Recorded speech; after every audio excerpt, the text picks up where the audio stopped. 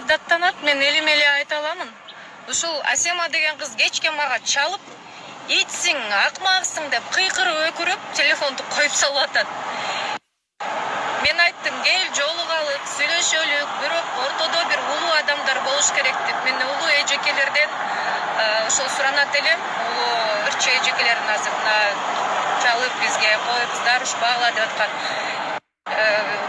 Ошол Асеманын мен экөөбүздүн ортобуздан сүйлөшкөн сөзгө сиздер күбө болуп, бир точканы коюп берип койбосоңуздар, я с ней до этого разговаривала, но когда проходит где-то месяц-полтора, у нее начинаются обратно бзики. Вот я просто не понимаю.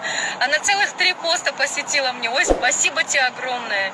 Слушай, ну хватит уже, веди себя уже как взрослая девочка. Хватит уже звонить мне и потом бросать трубки.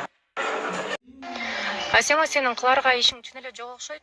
Целый постторду мага арнабай, андан көрө элге акча топтоп, медикаменттерди алып беришиңди сунуштайм.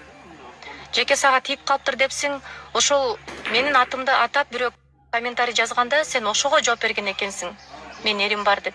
Адамдарды эри бар, эри жок деп бөлбөгүнүң. Баарыбыз бир Аллахтын жараткан пендесибиз. Татнакай кыздарымдын атасы бар. Бактылуумун. Ментип адамдарды ушундай оор кырдаалда бөлүшүңдү туура эмес көрдүм мен. Улууларды сыйлап, мен сени менен урушпайм. Аллахтын ыраазычылыгы үчүн мен сени Аллах үчүн кечирем.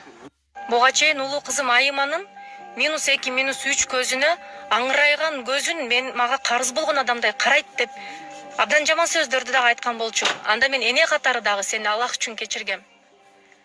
Башыңда балдар